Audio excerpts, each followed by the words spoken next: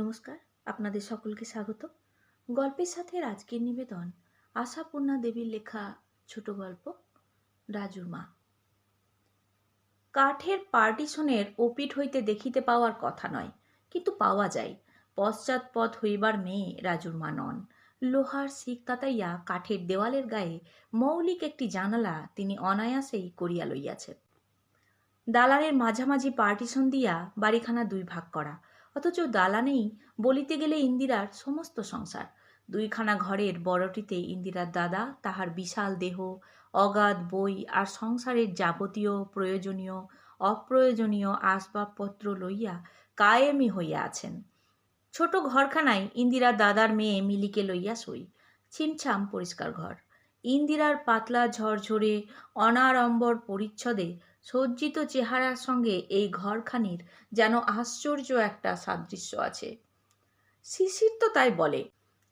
এই ঘরখানিকে অকারণ জিনিসপত্রে ভারাক্রান্ত করিয়া তুলিতে ইন্দিরার ভারী মায়া হয়। তাছাড়া ঘর ভরিয়া জঞ্জাল জড়ো করিতে দাদার মনে কোনো বিকার নাই বলিয়াই পারে।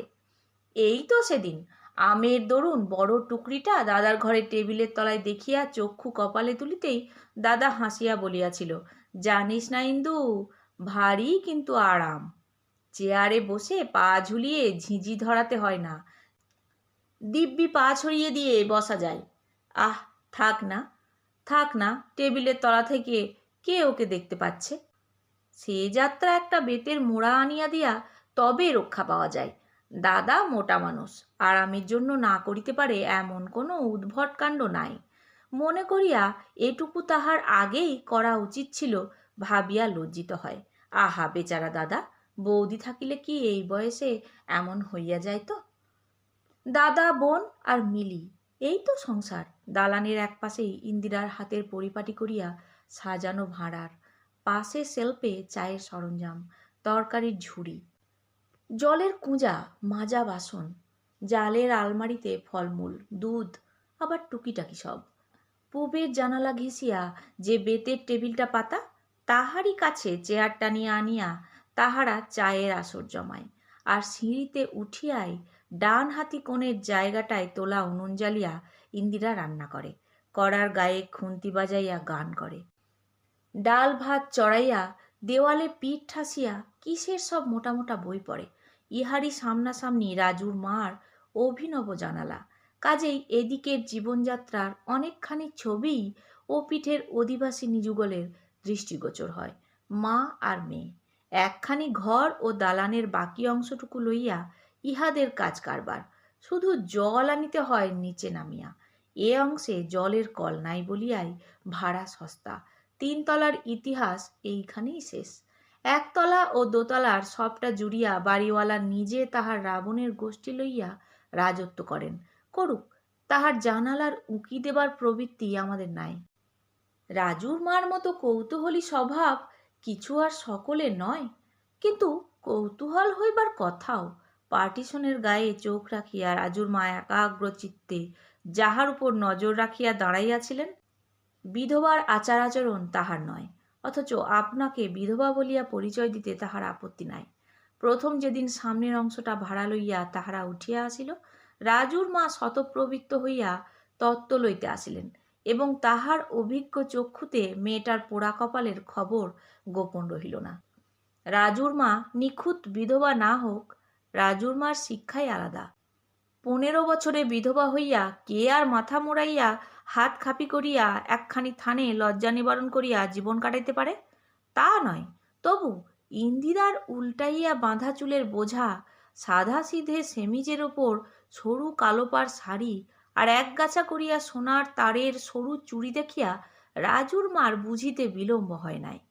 এখনকার দিনে অবশ্য এখন অনেক হাতি হাতি মেয়ে আইবুড়োই দেখিতে পাওয়া যায়, কিন্তু তাহাদের বাঁকা সিঁথি, রকমারি শাড়ি আর ভাবন দেখিলে অষ্টাঙ্গ জ্বালা করে। এ মেয়েটার পরন পরিচ্ছদ দেখিলেই তবু চক্ষু জুড়ায়। তাই প্রথম দৃষ্টিতেই সহানুভূতিতে গলিয়া গিয়া রাজুর মা আপ্যায়িত করিয়া বলিয়াছিলেন, ও হরি মধুসূদন, বলি এরই মধ্যে পোড়া কপাল পুড়িয়ে বসে আছো? আমার রাজুর মতোই অদৃষ্ট দেখছি। বলি কতদিন এমন ধারা হয়েছে? পোড়া কপালও পুড়িয়া গেলে অবশিষ্ট কি থাকে। ইন্দিরা অবাক হইয়া একটু ভাবিয়া লইয়া মুখ টেপিয়া হাসিয়া বলিয়াছিল, কি জানি, কবে মনে নেই তো, হবে একদিন। হাসির কথা নয়, তবু যেন ইন্দিরার একটা রোগ। অল্প বয়সী বিধবা মেয়ের মুখে হাসিটা তেমন মানায় না। এই তো রাজুর মা রাজু, স্বামী তাহার যেদিন হইতে মরিয়াছে, হাসিও তাহার সেই দিন হইতে একেবারে ঘুচিয়াছে। বৈধব্যের কথা উল্লেখ করিলে আজও তাহার মুখখানি করুণ হইয়া আসে। আর এ মেয়ে হাসিয়া গান গাহিয়া ফুর্তি করিয়া সারা বাড়িতে যেন বিদ্যুৎ ছড়াইয়া বেড়ায়। স্বভাব যে তাহার ভালো নয়, এ বিষয়ে এতদিনে আর মায়ে মেয়েতে মতভেদ নেই। কিন্তু ঘরে যাহার পাহাড়ের মতো বড় ভাই বসিয়া এমন ধারা বাচালতা, সে করে কোন সাহসে, সেইটাই বিস্ময়ের ব্যাপার। ভাই বা কেমন যে নির্বিবাদে সহ্য করে বসিয়া বসিয়া। অসহ্য হয় রাজুর মার। বেহায়া ছুরির কীর্তিকলাপ দেখিয়া তাহার সর্বশরীর জ্বলিয়া ওঠে, কিন্তু চটাইবার সাহস হয় না। অবস্থা তাহাদের তো রাজুর মার মতো দুর্দশাগ্রস্ত নয়। যখন তখন এটা সেটা চাহিলে মেলে, টাকাটা সিকেটা ধার লইয়া ভুলিয়া গেলে চাহিবার কথা তাহারও মনে পড়ে না। কাজেই মাতা কন্যার ঘরে বসিয়া টিপ্পনি কাটা ছাড়া আর কিছু করিবার বড় জো নাই। কাঠের দেওয়ালে পাহারা তাহারা মায়ে ঝিয়ে পালাপালি করিয়া নিয়মিতই দেন। আজও তাহার ব্যতিক্রম ঘটে নাই। লুচি ভাজার গন্ধে বিরক্ত হইয়া রাজুর মা ঠোঁট বাঁকাইয়া হাসিবার একটা ব্যর্থ প্রয়াস করিয়া কহিলেন, রান্না বুঝি আজ স্টোভেই হচ্ছে? হ্যাঁ গা ইন্দু। হঠাৎ গলার আওয়াজে চমকাইয়া উঠিয়া ইন্দিরা বলিল, কে মাসিমা? হ্যাঁ, এ বেলাটা স্টোভেই সেরে নি, ভারী তো রান্না। রাজুর মা সহজে কথা থামাইতে চাহেন না, বলেন, ভাত আর তাহলে হয় না ওই ময়দাতেই? তা সত্যি বাছা, কার নেগেই বা ভাতের ল্যাটা করবে? মনীষী মধ্যে তো ভাইটি আর মেয়েটা, তোমার কিছু আর রেতে ভাত চলবে না, ময়দার পাট করতেই হবে। বলো না মা, বলো না, পোড়া কপালের অনেক জ্বালা। ইন্দিরা তৎক্ষণাৎ জবাব দেয়, যা বললেন মাসিমা, সেই জ্বালায় জ্বলে জ্বলেই মরছি। রাজুর মা উৎসাহিত হইয়া বলেন, তা ভাই তো তোমার অপারগ নয় বাছা, বামুন একটা রাখলেই পারে। শরীর তো তোমার ভালো নয়, আঁশ নিরিমিষি কুটনো বাটনা সবই তো ওই এক হাতে। ইন্দিরা খিলখিল করিয়া হাসিয়া ওঠে, হায় হায় মাসিমা, আবার বামুন ডাকবে? কলিকালে কি কেউ কাউকে অমনি ভাত দেয়? এত বড় মেয়েকে বসিয়ে বসিয়ে খাওয়াবে কে? বলিয়াছি যে হাসি তাহার রোগ, এমন কথাগুলি চোখের জল মুছিতে মুছিতে ফিস ফিস করিয়া কহিলে তবেই না তাহার যথার্থ স্বাদ পাওয়া যায় তো। রাজুর মা কেমন যেন অপ্রতিভ হইয়া পড়েন, কিন্তু অপ্রতিভ হইয়া চুপ করিয়া যাইবেন বিধাতা পুরুষ এমন করিয়া তাহাকে গড়েন নাই। কথা পাল্টাইয়া বলেন, তা মা বলছো বাছা, মাছ কি স্টোভেই হবে, নাকি এবেলার ও পাঠ হবে না, নিরিমিষই হবে? ইন্দিরা তেমনই অপরূপ ভঙ্গিতে হাসিয়া ওঠে, কোথায় নিরিমিষ কিসের, আমার তো আবার মাছ নইলে খাওয়াই হয় না। রাজুর মা শিহরিত হইয়া সচকিতে কহেন, আমার পোড়া কপাল, আহা বামে, বামুনের ঘরের বিধবা, তামাশার ছলেও অমন কথা মুখে আনতে নেই বাছা, মহাপাপ মহাপাপ। কত জন্মের পাতকের ফলে এ জন্মের এই দুর্গতি, আর পাপ বাড়াস নে বাছা। ইন্দিরা এবার একটু গম্ভীর হইয়া বসে, তামাশা নয় মাসিমা, মাছ আমি বরাবরই খাই। রাজুর মা অবিশ্বাসের ভান করিয়া টানিয়া টানিয়া হাসিতে থাকেন, কিন্তু তখনকার মতো কথা আর তাহার জোগায় না। রাজুর কাছে আসিয়া ফিস ফিস করিয়া বলেন, শুনলি রাজু, শুনলি? আসপদ্দার কথাটা নিজের মুখে স্বীকার করলে, শুনলি? ধন্যি বলি বুকের পাটা। হ্যাঁ, হে মা কালী, উপর থেকে দেখছো মা, বামুনের ঘরের বিধবা হয়ে যে মুখে মাছ খায় সে মুখে ওর পোকা পড়ুক। রাজু হাতের খুন্তিখানা মাটিতে ঠুকিতে ঠুকিতে বলে, তুমিও যেমন মা, স্বভাবই যখন ভালো নয় তখন আর খাওয়ার বিচার। মা কাংস কণ্ঠে প্রতিবাদ করিয়া ওঠেন, অমন কথা মুখে আনিস নি রাজি। স্বভাব চরিত্রের কথা কেউ তো আর চাক্ষুষ দেখতে যাচ্ছে না। সমস্ত বয়সে অমন কত কি হয়, তাই বলি সদ্য সদ্য মাছ ভেঙে মুখে দেবে, তিনকুল নরকে পতিত হবে না? ঘোর কলি, ঘোর কলি, কালে কালে কতই দেখব। রাজু একখানা আংটাবিহীন কড়ার ভিতর উল্টাইয়া উল্টাইয়া পরোটা ভাজিতেছিল। জননী তাহার দিকে একবার বিষদৃষ্টি নিক্ষেপ করিয়া বলেন, দিনকে দিন কি কুঁড়েই হচ্ছিস লা? করছিস কি এতক্ষণ? শুকনো কাঠ দুখানা পরোটা ভাজতে রাত যে তোর দুপুর বেজে গেল। দুখানা বেগুনও তো ভাজিস নি দেখছি, ওছাই গলা দিয়ে নাববে কি করে? রাজু অবাক হইয়া বলে, বেগুন আবার কোথা? ও বেলায় তো লাউ ডাঁটার চচ্চড়ি অমনি হলো। রাজুর মা বিরক্ত হইয়া বলেন, থাকবে আর কোথা থেকে? শনির দৃষ্টিতে যে সর্বস্ব উড়ে পুড়ে যাচ্ছে মা। আমায় এখনো খাওনি কেন তাই তো শুধু ভাবি। এরকম তিরস্কার রাজুর গা সওয়া। প্রতিবাদ সে করে না, করিলে মার কাছে টিকিতে পারিত না। নিঃশব্দে দুইখানা উঁচু উঁচু পাথরের খোঁড়ায় দুইখানা পরোটা রাখে। ঘর হইতে এক বাটি আখের গুড় বাহির করিয়া আনে। এক সেরি ঘটি দুইটা ভরিয়া নেয়। খুরসি পিড়িখানা মায়ের কাছে আগাইয়া দিয়া নিজে মাটিতে বসিয়া পড়িয়া আহারে মন দেয়। পাটিশনের অপর দিকে তখন ভারী একটা মজার ব্যাপার ঘটে। লুচি ভাজা শেষ করিয়া ইন্দিরা গুনগুন করিয়া গান গাহিতে গাহিতে সেগুলো একটা বড় পিতলের কৌটায় ভরিয়া তুলিতেছিল। পিছন হইতে সিঁড়ি হইতে উঠিয়া আসিতে আসিতে শিশির বলিয়া বসে, বাহ, বেশ মেয়ে, রান্নাঘরে একলা একলা দিব্যি হাত চলছে। ইন্দিরা চমকিয়া তাকাইয়া বলে, ও আবার কি? শিশির গম্ভীরভাবে বলে, না তাই বলছি, সাধারণ মেয়েরা অবশ্য করেই থাকে। তা করুক, তা বলে তোমার মতো একজন বিদুষী ভদ্র মহিলার পক্ষে সমাজে রাষ্ট্র হয়ে পড়লে মুশকিল আর কি? ইন্দিরা তাড়া দিয়া বলিয়া ওঠে, আহা, ঠাট্টা করিবার আর বিষয় খুঁজে পেলেন না। যাও, তোমার সঙ্গে কথা নেই। কেন? চুরি ধরে ফেলেছি বলে? আহ, আবার ওই রকম গেরমি। নিজের দোষ ঢাকতে এখন যা তা কতগুলো বকা হচ্ছে না? খুব তো এলে ৮টার সময়, অত করে বলে দিলাম কাল। শিশির হাসিয়া বলে, সবে তো ৮টা ২০, এতেই ফাইন ধরবে নাকি? ধরা উচিত, ১ মিনিটে রসাতল হয়ে যেতে পারে জানো। ২০ মিনিট তো রসভঙ্গ হয়। ওদিক হইতে রাজুর মা ভারী গালে সুধান, হ্যাঁ মা ইন্দু, দাদা বুঝি তোমার সকালেই বাড়ি এলো? ক্লাব হইতে ফিরিতে দাদার একটু রাতই হয়। ইন্দিরা চালাক মেয়ে, ছিদ্র রহস্য তাহার অজ্ঞাত নয়। প্রশ্নের অর্থ হৃদয়ঙ্গম করিতেও দেরি হয় না। হাসির একটা ঝিলিক তাহার মুখে চোখে খেলিয়া যায়, কিন্তু গলাটা ভারী করিয়া বলে, কই মাসিমা, দাদা কি আর সহজে ফিরিবেন? যার নাম সেই রাত 10টা। রাজুর মা পরম অমায়িকভাবে বলেন, ঘরে যেন কার গলা পেলাম বাছা, তাই শুধুচ্ছি। শিশির কি যেন একটা বলিতে যাইতেছিল। ইন্দিরা ঠোঁটে আঙুল ঠেকাইয়া চুপ করিবার ইঙ্গিত করিয়া বলে, উহু, একলাই আছি মাসিমা। মিলিটাও আজ সন্ধ্যাবেলায় ঘুমিয়ে পড়েছে। মাসিমা অস্ফুট স্বগোক্তি করেন, তাতেই তোমার এত বার বেড়েছে মা। ইন্দিরাকে দেওয়ালের সহিত আলাপ জমাইতে দেখিয়া শিশির চটিয়া সিঁড়ির দিকে আগাইতেছিল। ইন্দিরা ফিরিয়া হাসি মুখে কহিল, কি পালাচ্ছ নাকি? ভারী সাহস দেখছি যে। তা কি করব? তোমার অমূল্য সময় যদি বাজে খরচ করতে না পারো, বসে বসে ভাঁড়ারের শিশি বোতলগুলো গুনতে হবে নাকি? ইন্দিরা সিঁড়ির রেলিংয়ে হাত রাখিয়া বড় সুন্দর একটু হাসিল।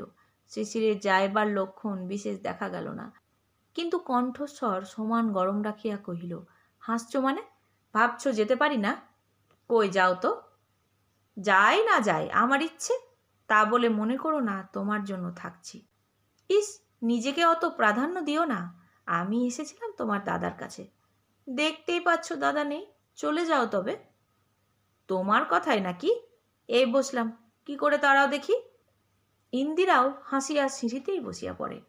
খুব যে সান্নিধ্য বাঁচাইয়া বসে তাহাও নহে। শিশির বলে, কার সঙ্গে কথা হচ্ছিল? আমাকে যে বেমালুম উড়িয়ে দিচ্ছিলে বড়। ও, একটা হাসির ব্যাপার, বলবো এখন পরে। শোনো, এসরাজ শুনবে? নতুন একটি গদ শিখেছি।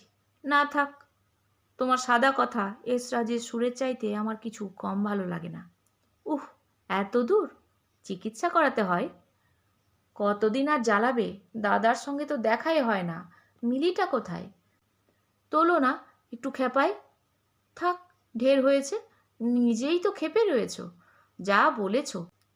এক এক সময় মাথাটা বিগড়ে যায়। আচ্ছা, সব সময় সাদা শাড়ি পরো কেন? আমি কিন্তু তোমায় ডুরে শাড়ি ছাড়া কিছু পরতে দেব না। আর কি পরলে তো? ডুরে শাড়ি পরা মেয়ে দেখলে আমার মনে হয় একটা সাপ গায়ে জড়িয়ে রয়েছে। তোমার যত সব উদ্ভট কল্পনা। হ্যাঁ, আমায় যে কি একটা বই দেবে পড়তে বলেছিলে, ভুলে গেছো? বেশ, আমিও আর কিছু দিচ্ছি না। ছোট ছোট সব সাধারণ কথার ফাঁকে ফাঁকে দৃষ্টি হইয়া আসে নিবিড়, কণ্ঠস্বর যে কখন মৃদু হইয়া আসে টেরই পায় না। তুচ্ছ কথাতেই যে কত মধু সঞ্চিত থাকে, যাহারা যেমন তুচ্ছ কথা কহিতে জানে তাহারাই শুধু বুঝিতে পারে। ও পিঠের কথা ইন্দিরার মনেও থাকে না। ইন্দিরার থাকে না, কিন্তু কলিযুগ যদি সত্যযুগ হইত, সকন্যা রাজুর মার ধিক্কারে মা ধরিত্রী দ্বিধা হইয়া যাইতেন, সন্দেহ নাই। অথচ কলিযুগ এমনই নিরীহ জীব যে মা বসুমতী দ্বিধা হওয়া তো দূরের কথা, আকাশ হইতে একটা বজ্রপাত হইয়াও এই নির্লজ্জ মেয়েটার মুখের হাসি ঘুচাইয়া দিতে পারিল না। গঙ্গা স্নান হইতে ফিরিয়া হাতের ঘটি গামছা নামাইতে নামাইতে রাজুর মা কন্যাকে উদ্দেশ্য করিয়া বলেন, বাড়িওয়ালা গিন্নির দেমাকটা একবার দেখছিস রাজি? সেদিনকে সেই বচসার পর থেকে তো আর মাগির চোখ আর ডিঙাইনি। গঙ্গা নিয়ে ফিরছি, দেখি না মাগি হন হন করে যাচ্ছে। ভদ্রতাই করেই বললাম, বলি দিদি যে মা গঙ্গার আজ দেখি বড় ভাগ্যি। মুখখানা বিষ করে থাকলো, কথাই কহিলে না। আমায় বলে গরজ বড় বালায়। সেধে আবার ছুরির কথা তুললাম। জানলি রাজু, বলি অমন ধারা ভাড়াটে রেখে গেরস্তর পাপ বাড়ালেন না দিদি। এই যে বুকের ওপর বসে অনাচার করছে, এটা কি ভালো? বলে কি জানিস? বলে ভাড়াটের সঙ্গে টাকার সম্বন্ধ, মাস চুকতেই টাকাটা ফেলে দেয়। সেই ঢের, ঘরে বসে কে কি করছে না করছে জানার দরকার কি? শুনলি একবার ঠেকারের কথা? ছোট নোকের পয়সা হলেই এমনি ধারা হয়। আমি বামুনের মেয়ে হয়ে পাতর স্নান করে মাগির সঙ্গে ডেকে কথা কইলাম, তা একটু নত হওয়া নেই? গোছা ভর্তি চুড়ি হাতে দিয়ে ধরাকে সরা জ্ঞান দেখছেন? এত তেজ কি ধম্মে সয়? এখনো দিনরাত হচ্ছে। হরি মধুসূদন, তুমি দেখছো মেয়ে মানুষের তেজ পদ্মপত্রে জল। রাজু একটু ইতস্তত করিয়া কহিল, আমাদেরও মা 2 মাসের ভাড়া বাকি পড়েছে। রাজুর মা বিরক্ত হইয়া কহেন, তুই আর নেই আঁকড়ে কথা কোসনি রাজু। বাড়ি ভাড়া নোকে অমন 6 মাস 1 বছর ফেলে রাখে। মাস ঢুকতেই দেবার ক্ষমতা কিছু সকলের থাকে না। ঘরে বসে রোজগার করতে তো শিখিনি, তা হলেও বা একটা উপায় হতো। চিরটা কালই দৈন্যদশায় কাটল। মুখ পোড়া বিধাতার বিচারও তেমনি। নইলে তুমিই বা কেন 7 সকালে 3 কুল খেয়ে আমার বুকে এসে বসবে? ন্যায্য কথা বলিতে গেলেই কেমন করিয়া যেন আপনার দুর্ভাগ্যের খোঁটা আসিয়া পড়ে। বেচারা কাজের ছুতা করিয়া পালাইতে পথ পায় না, কিন্তু মনে স্বস্তি থাকে না। মা যে তাহার হাঁড়ি মুখ করিয়া গুম হইয়া বসিয়া থাকিবে, তাহাও ভালো লাগে না।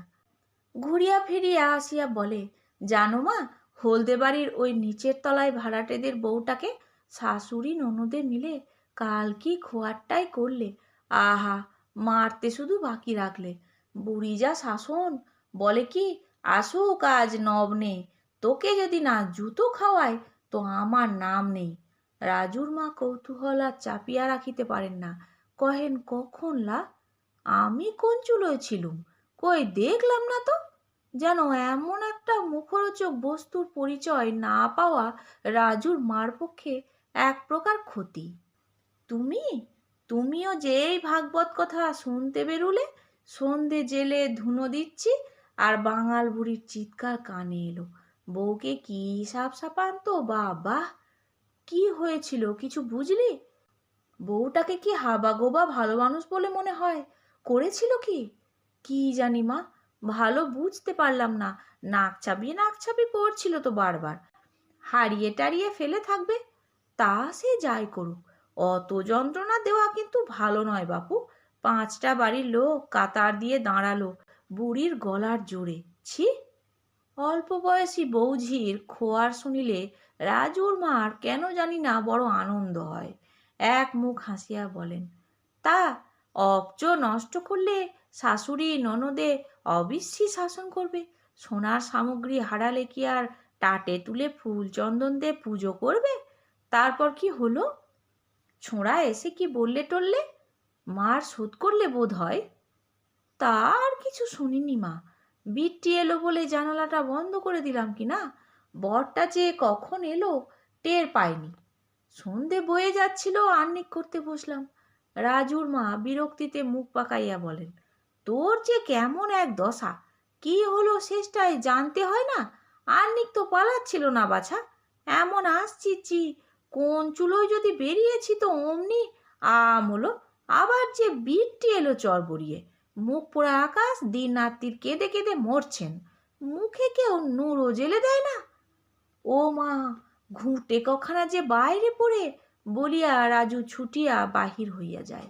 মা হরিনামের মালা গাছটি হাতে করিয়া বোধ করি হরিনামের উদ্দেশ্যে ছিদ্রপথে আসিয়া দাঁড়ান। ঠিক তেমনি সময়ে ভিজিতে ভিজিতে এক গা জল লইয়া শিশির আসিয়া হাজির। ইন্দিরা বঁটি পাতিয়া কুটনো কুটিতে বসিয়াছিল। তাড়াতাড়ি উঠিয়া আসিয়া বলে, এ কি কাণ্ড! ভিজে যে নিয়ে গেছো! শিশির চুলের জল ঝাড়িতে ঝাড়িতে উঁচু গলায় বলিয়া ওঠে, তোমার পরম পূজনীয় দাদাটি গেলেন কোথায়? ডাকো তাকে। ইন্দিরা হাসিয়া ফেলে, সকালবেলা দাদা তোমার ঘরে আগুন দিয়ে এলো নাকি? হলো কি? এই নাও তোয়ালে, মাথাটা মোছো তো আগে। কাপড় এনে দিচ্ছি, বদলে ফেলো। ছি ছি, কি ভীষণ ভিজেছ! শিশির মুখখানা হাঁড়ি করিয়া বলে, আর থাক, যথেষ্ট আত্মীয়তা হয়েছে। ডাকো দাদাকে, আমি আজ একটা বোঝাপড়া করতে চাই। কি মুশকিল, দাদার তো এখন অর্ধেক রাত। ততক্ষণ বরং শুকনো কাপড় পরে এক পেয়ালা গরম চা খেয়ে তাজা হয়ে নাও, তারপরে সম্মুখ সমরে অগ্রসর হয়েও। কেন, আমি কি তোমার এক পেয়ালা চায়ের লোভে টালা থেকে টালিগঞ্জে ছুটে আসছি? ইন্দিরা মুখখানা ভালো মানুষের মতো করিয়া বলে, তাহলে? তাহলের উত্তরে হয়তো অনেক কিছু বলিবার ছিল। নীরেন আসিয়া চেঁচামেচি বাঁধাইয়া তোলে, আরে এ কি রাত দুপুরে ভদ্রলোকের বাড়ি চড়াও হয়ে চোখ রাঙানো? মানে কি? মিলিটা তো ভয় পেয়ে। শিশির বিস্ফারিত চোখে বলে, রাত দুপুরে না তো কি? এ বাদলার দিনে এ সময়ে কোন ভদ্রলোক বিছানা ছেড়ে উঠেছে? ছি ছি, কাঁচা ঘুমটায় মাটি করে দিলে। নীরেন হতাশভাবে একখানা চেয়ার টানিয়া বসিয়া পড়ে, বলে, অনেক সাধনার জিনিস, বোঝো না তো মর্ম? দাদা দাদা, তুমি আর বলো না, তোমার সাধনার জিনিস নয়, সাধা জিনিস। ইন্দিরা উচ্ছ্বসিত হইয়া হাসিয়া ওঠে, তাই তো বলছি রে, ছেলেবেলা থেকে সাধনা করে করেই না এমন সাধা হয়ে দাঁড়িয়েছে। কিন্তু শিশির ভিজে কাকটি হয়ে কেন? ইন্দু, একটা কাপড় জামা দে। মিলি, তোয়ালে আনো। এই তো দাদা, সব হাতে করে দাঁড়িয়ে আছি। বাবু যে নেবেন না, ভীষণ রাগ। ঘুম ভেঙে ছুটে এসেছেন, তোমার বিনা নোটিশে 6 মাসের ফাঁসি দেবেন। নীরেন হতাশভাবে চারিদিকে তাকাইয়া বলে, অপরাধ? যেন ঘরের দেওয়ালে অপরাধ খুঁজিয়া পাইবে। শিশির চুলের মধ্যেকার জলকণাগুলি ইচ্ছাকৃত অসাবধানে ইন্দিরার গায়ে ছিটাইতে ছিটাইতে সব্যঙ্গে বলে, আজ্ঞে, অপরাধ আপনার কেন, আমারই। বলি মশাই, পরের বউ আটকে রেখে দিনরাত ঘুমের সাধনা করাই বা কেমন ভদ্রতা? ইন্দিরার হঠাৎ যেন ঘরের ভিতর কি একটা কাজ পড়িয়া যায়, উঠিয়া যাইতে বিলম্ব হয় না। নীরেন নিশ্চিত হইয়া বলে, পরের বউ আটকে? এবং পরক্ষণেই কথাটা হৃদয়ঙ্গম করিয়া শিশিরের পিঠে ভীষণ 2টা থাবড়া মারিয়া উচ্চ হাস্যে ঘর ভাসাইয়া তোলে। মেয়ে মানুষের হাসি তো অসহ্য, পুরুষের হাসিও রাজুর মার গায়ে বিষ ছড়াইয়া দেয়। ঠোঁট উল্টাইয়া বলেন, কিসের সুখে যে লোকে দিন রাত্রির স্বর ফাটিয়ে হাসে তাও জানি নে। কথায় বলে, উচ্চ হাসি সর্বনাশী। হরি মধুসূদন, হরি মধুসূদন, যত হাসি তত কান্না। ইহার পর যে সব কথাবার্তা চলিতে থাকে, তাহার 13.5 আনা রাজুর মার অবদ্ধ। দাঁড়াইয়া দাঁড়াইয়া বিরক্ত হইয়া সরিয়া আসেন।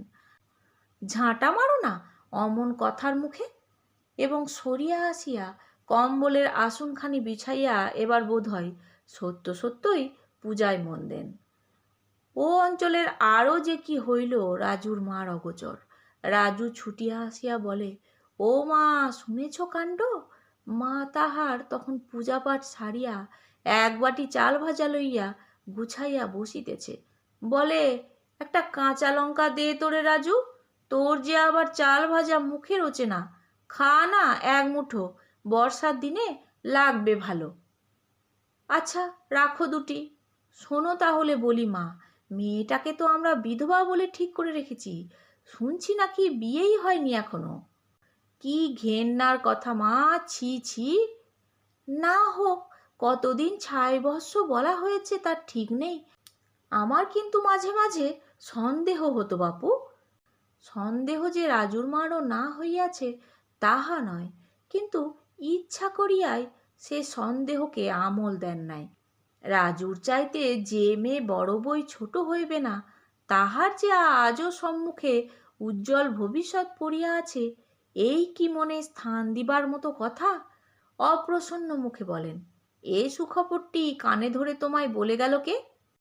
রাজুর মাতার অপ্রসন্নতাটুকু লক্ষ্য করিল না, সহাস্যে কহিল, সব যে শুনলুম নিজের কানে, ওই ছেলেটার সঙ্গেই নাকি অনেক দিন থেকেই বিয়ে ঠিক। ভাজ হঠাৎ মারা যাওয়াতে কে কচি মা মরা মেয়েটাকে দেখে, তাই বলে বিয়ে করতে পারছিল না। এখন বড় হয়েছে, কোনো বোর্ডিংয়ে নাকি ভর্তি করে দেবে। কথার ভাবে ভঙ্গিতে সবই বোঝা গেল। আসছে মাসেই নাকি বিয়ে।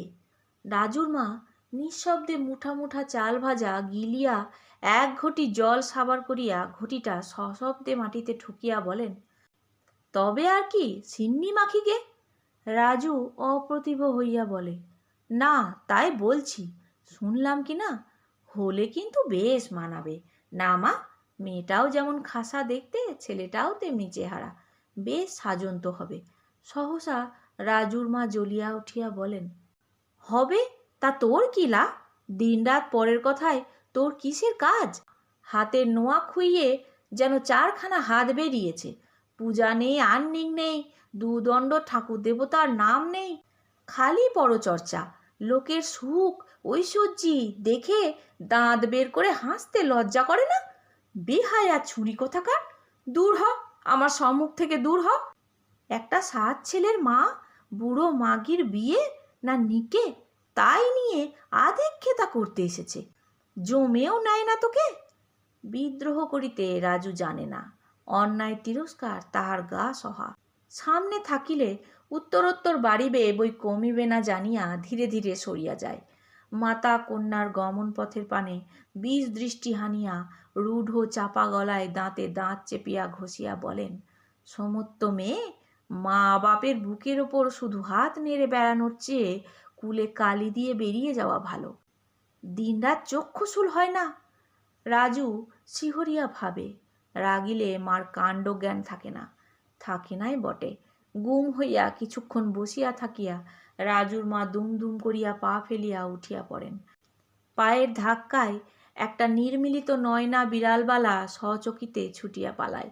জলের ঘটিটা কাত হইয়া গড়াইয়া যায়। চাল ভাজার বাটিটা ছিটকাইয়া হেন ছেলে আশ্রয় লয়। সেদিকে দৃষ্টিপাত না করিয়া সযত্ন রোপিত টবের তুলসী চারার গোড়া খুঁড়িয়া খানিকটা মাটি লইয়া পার্টিশনের গায়ের সাধের জানালায় লেপিয়া দিয়া আসেন এবং কিছু যেন সান্ত্বনা পাইয়া টানিয়া টানিয়া সনিঃশ্বাসে বলেন, গেরস্ত ঘরের মেয়ের নিত্য নতুন লীলে খেলা আর চোখে দেখা যায় না। হরিনারায়ণ হরিনারায়ণ। বামুনের ঘরের মেয়ে হয়তো রাত পোয়াতেই এ পাপপুরি ত্যাগ করে তবে আর কাজ। বলিয়াছি যে রাজুর বুদ্ধিশুদ্ধি অল্প, মায়ের ব্যবহারের অর্থ বোঝা তাহার সাধ্য নয়।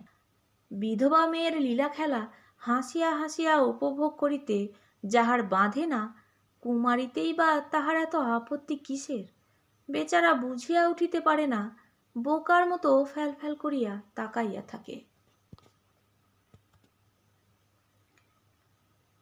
শেষ হলো গল্প রাজুর মা।